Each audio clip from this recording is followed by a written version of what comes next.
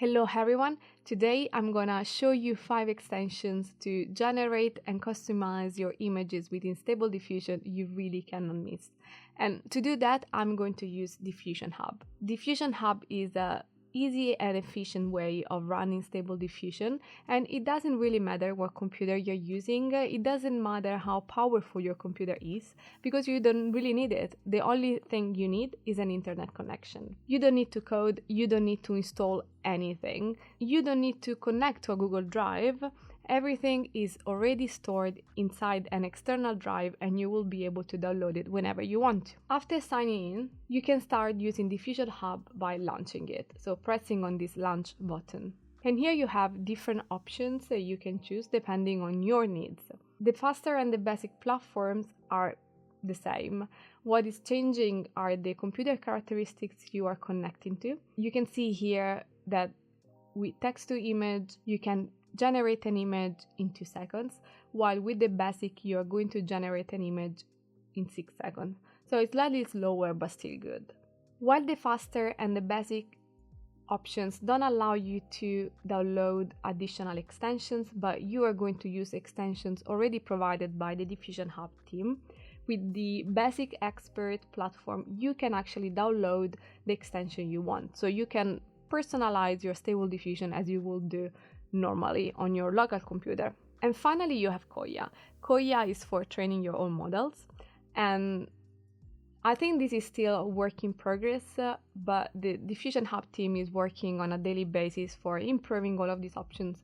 So I'm sure that by the time I'm releasing this video, it will work perfectly already. I'm now going to launch my platform. I'm going to use the faster one for this tutorial. And it's going to take 1 minute or so for initializing the platform. And this is the main interface. As you can see, it's exactly the same as Automatic 1111 because it is Automatic 1111. And if you're familiar with that, I'm sure you won't have any issues for running it. Different from usual, you don't have the settings and the extensions tab, but if you want them, you can use the basic expert platform I showed you before. Anyway, in this platform, you still have all of the most important extensions like ControlNet or the forum or temporal kit and so on and so forth. If you want to download any model, you have the model downloader extension in here. It's pretty easy to use because you just need to add the URL to your model you want to download, and then you need to just specify what type of model it is, if it's a LoRa model, if it's a variational autoencoder, or if it's a checkpoint, and then the model will be automatically saved within the correct folder. Now let's see which are the 5 extensions you really cannot miss. Well, the first one is the most famous one, which is ControlNet. With ControlNet, we are applying a condition into our Stable Diffusion model in order to generate some pictures, some outputs based on that condition. So this condition can be a specific pose, it can be the sketch from a picture you want to generate, and so on and so forth. So I want to use this model here. So let's have a look if it's in here. I can type Dream Shaver. It doesn't look it's in here. It seems that the last one downloaded was the 63.1 baked variational autoencoder. So I'm going to download the number 8. I'll right click on this download button and then copy link address. Going back onto my model downloader, I'll paste the link in here. Choose checkpoint because this is actually a checkpoint. It says download result. It's ready to be downloaded. You can also change the name file if you want. If you're happy with these settings, you can start download. Download completed. So now if we go back to text to image and we look for Dream Shaper, it's not here. Oh, I need to refresh obviously. Now let's look for it again, and it's here. Here you go. Now I'm gonna copy the generation data for this picture. I'm going back into Diffusion Hub. I'll paste all of my settings and press generate. So it's giving me an error, it cannot find the upscaler. I'm going to remove the upscaler for now. We cannot download it in this version, but you can do it in the basic expert. And this is the picture I get using this model for now. I would like to generate a woman dressed like a warrior in this exact position. So let's try to do that with ControlNet. So I am going to upload my OpenPose picture for now, the mask. You need to enable ControlNet. I'm going to use Pixel Perfect as well. And then you don't need to use a preprocessor when you're using the mask. So preprocessor will be known, but the model you need to use will be OpenPose. Now you can change this back to known and just leave OpenPose in here. Then I can say that ControlNet is more important because I want to have the woman in exactly this position. Then I need to change a little bit the prompt in order to, get what I want. So I've changed the positive prompt slightly. I'm going to generate a 512 by 512 picture and I'm gonna press generate. So as you can see, I actually have this woman in the position I want, but this word is not really there, right? So we need to add another ControlNet unit. So you can use Canny, or if you have it, and it's quite good, I would say, you can use depth. This is the mask for the depth model. I'm going to use this, so I've uploaded. You need to enable again. You can press depth in here. Also in this case, you don't need a preprocessor because you are giving to the model already the depth mask it needs to use. So you just need to have depth in here. And then I'm gonna use ControlNet is more important and press generate. And now you can see this is the output image. Obviously it's not the best yet, but you can see that the lady is in the position we actually want, and you can see the sword as well, which is good. Now, if we look at the image, the face is not very good. The hands as well are not very nice. They are malformed. So this is where the second extension can help us. And I'm talking about the Adetailer, which you can find above ControlNet in here. With the Adetailer, we are going to use a model to detect and recognize objects in specific area in our images. So in this case, if you're using the face model, we are going to detect faces in our images. And if you use the hand model, which you can see here, you have hand YOLO, you can detect hands. You have also other models for detecting and recognizing other things, like MediaPipe is going to focus on the face mainly. But you can also download models from Hugging Face in case you need others, because these are more for realistic pictures and you cannot use the same for anime pictures. So to use the Adetailer, I'm not gonna go in too many details, but you need to enable Adetailer. You can use one or two models. If you're using the basic expert, you can also add others Adetailer model, not just two. But for now, we just need two. So in the first tab, I'm going to use the face in order to improve the face in my image.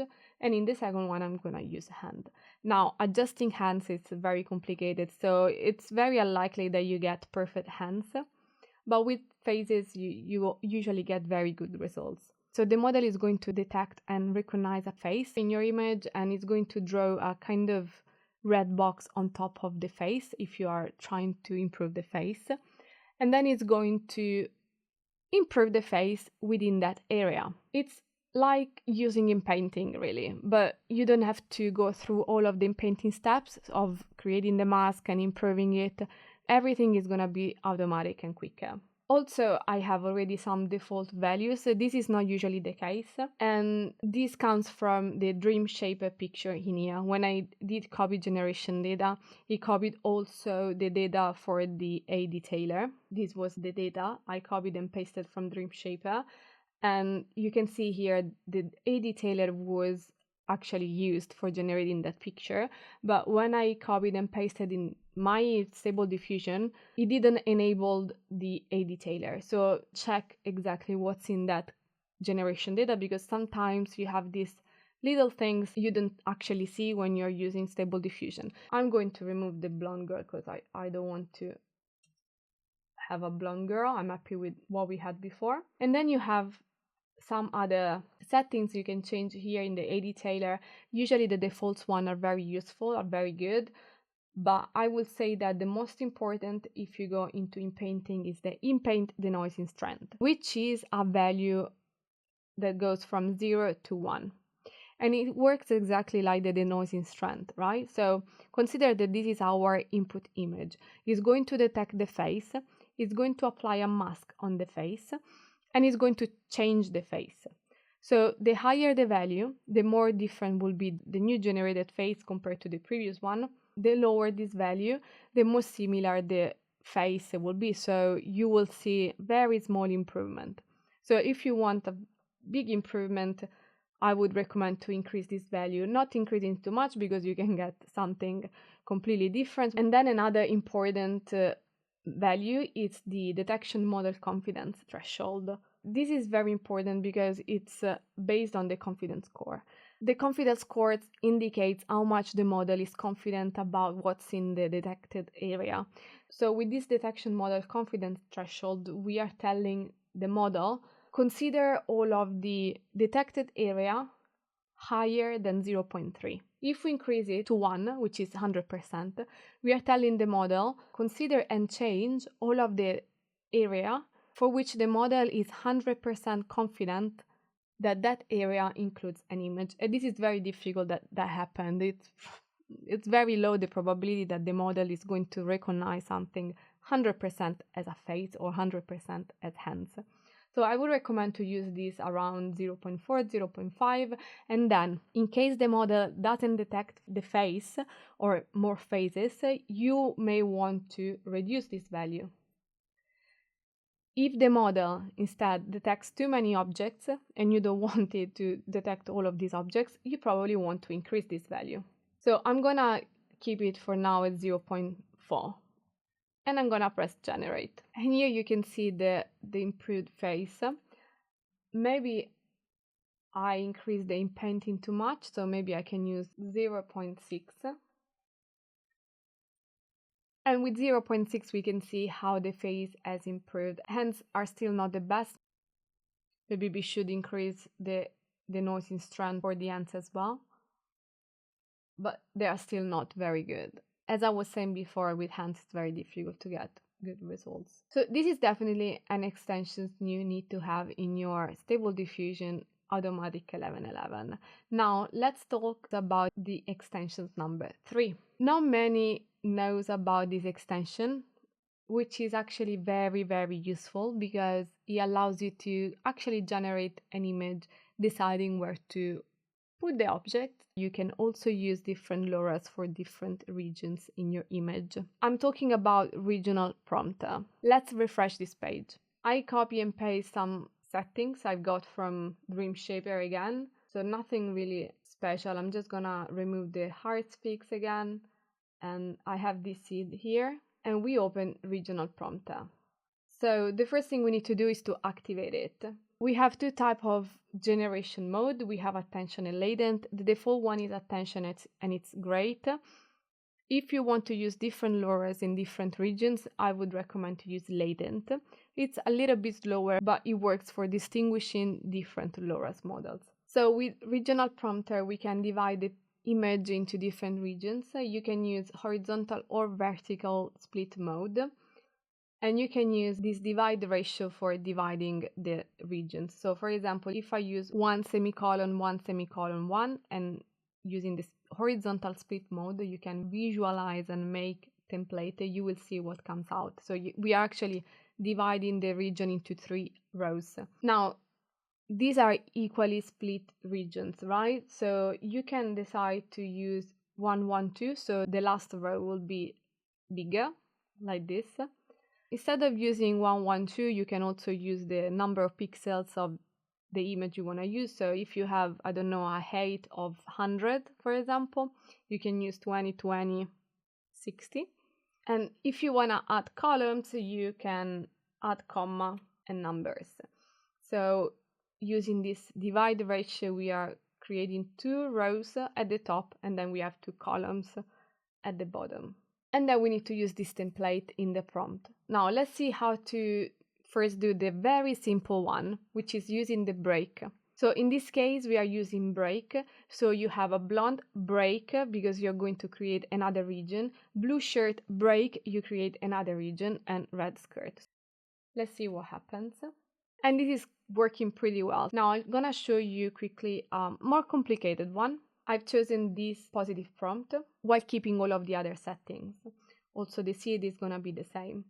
What I wanna change in here is split mode horizontal and divide duration 111, so very simple one. But I also wanna use the common prompt. With the common prompt, you are going to use a basic prompt, which in my case is this one, for each region. So the model is going to apply this text to all of the 3 regions. So you're gonna have a 20-year-old lady, blah, blah, blah, plus a blonde in the first region. You're going to have a 20-year-old lady, blah, blah, blah, blue shirt in the second row. And in the last row, you will have a 20-year-old lady, blah, blah, blah, brown skirt. Now, when you create the prompt, it's very important to keep in mind that you need to use the template in here. So you need to copy the template and you paste it in here. And then you need to add the common prompt before this add com. Then you need to add the description of the first region before the add row, the description of the second region after the first add row or before the second add row, and then you describe the last region. We press generate, and this is the picture we generated. And the woman again is having a blue shirt, a brown skirt, and she's blonde. You can use this add row, add column, or break within also the negative prompt. Just make sure that you're using the same format as the positive prompt. If you go into the main GitHub page, you can see how many things you can actually do. If you look at this picture they have generated using the 2D region assignment, it's unbelievable. Like, it's actually telling the model to create a window in this little region, actually a blue sky, and then green hair, and then the bookshelf, and then here is describing a messy desk, and then the orange dress and the sofa for the lady. Now, the last 2 extensions I want to show you are quite similar. One is Canvas Editor and the other one is Photopea. Canvas Editor is similar to Canvas. It's this tab here, and it's quite useful because you have a lot of free images from Unsplash, but you can also upload your own images, or you can get images from text to image or image to image once you have generated them. If I click now on text to image, I have all of the images I generated. You can use it before or after generating an image. So you can use it before for, I don't know, getting some interesting layouts and then using in painting on it, or you can use it on ControlNet. So if you want picture of a woman or a man on a specific pose you like from a splash, you can use that in ControlNet. You just need to go at the bottom of this tab and you can send to image or send to text to image for ControlNet, or you can send it to the image to image tab for in painting. If you go into layers, you can play around with these layers. You can move them up and down to send one image or the other into background. You can remove them, you can lock them, you can do a lot of things. You can also hide them. Let's remove them now. You can resize the canvas. You can use some preset ones, like for example Instagram stories, or you can choose a personalized one from here. Or you can create some cool cards as well.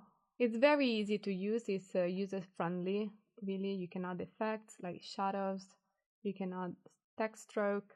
You can change the color. And then again, you can send it to ControlNet, for example. So let's send it to image. And then you can also send it to InPaint, and then you can make any modification you would like to, like red lips.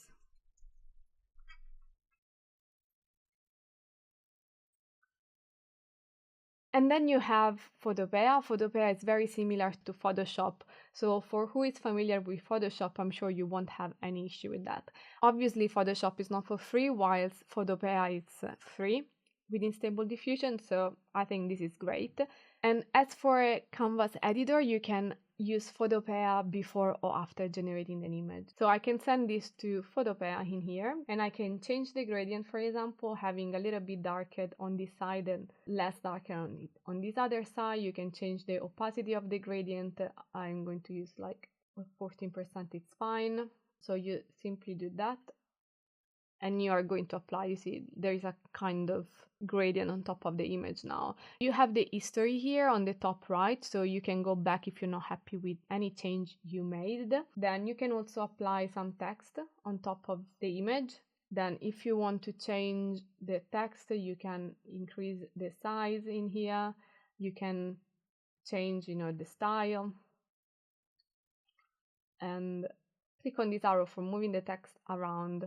And maybe, given that this is not very clear, we can create a kind of background, maybe of a different color, I don't know, like that. And you can move the layers around. And then if you select both of the layers, you can move them together as well.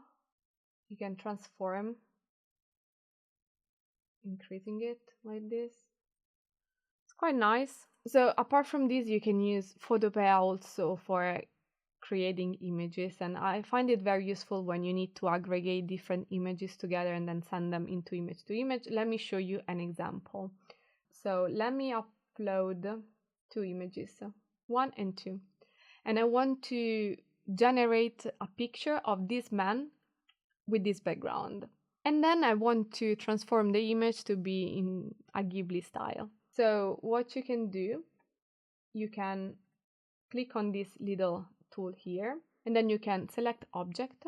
So you can see now that the object has been selected. Right click, you can create a layer via copy, and now we have this subject, and we can move it into here like that. Now here we want to maybe adjust the picture a little bit, because just to give it a little bit of perspective. I know this is not the best, so something like that, for example.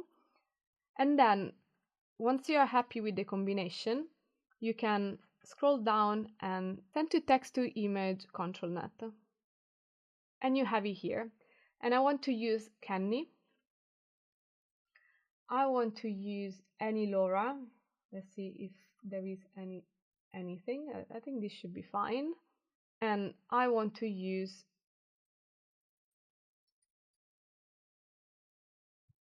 Studio Ghibli. I'm going to copy the generation data from here, and I'm going to paste it in here. I remove the high resolution fix for now. Let's double check that they have Ghibli style. Oh, it's here. We can close this now. Then I'm using this as a ControlNet with Kenny. My prompt is more important in this case. And then I'm gonna use this image size more or less like a landscape. And now this obviously is too much, so maybe I can do something like that. I'm going to change the seed. I'm going to change the positive prompt for being 1 boy instead of 1 girl. And I've changed also, like I removed some of the other descriptions like earrings or face paint, because I don't want them. And here we go. If you want to see your files, all of the outputs you have generated with Diffusion Hub, you can simply click on this Your File on the top, and you will have all of your images, videos, text-to-image, grids, models, everything in here. You can select them and you can download them. You can select more than one and you can download them. So it's quite useful. They are always there. So if you terminate your session and you come back onto your Diffusion Hub platform, you will find them there. And you can really download them whenever you want to. You can also upload images. So this will allow you to use this uploaded image in Photopea or Canvas. And then if you want to terminate your session on Diffusion Hub, make sure you press on this terminate button. Otherwise, the credits you are using, the credits you have on your account are just going to finish without you using Stable Diffusion. So it's really not worth it. It's going to ask you again if you want to actually close your session, and you press yes. And that's it for today. I hope this was useful. We've been through 5 extensions you really cannot miss within Stable Diffusion, and we had a look at Diffusion Hub, which I find really helpful and useful. If you want to try Diffusion Hub, this is going to be free for the first 30 minutes. Afterwards, you need to add some credits. I'm going to share my link in the descriptions in case you want to add more credits, and if you use that, you're going to have 10% discount. So yeah, I hope this was useful. I hope you enjoyed it. See you at the next video. Bye.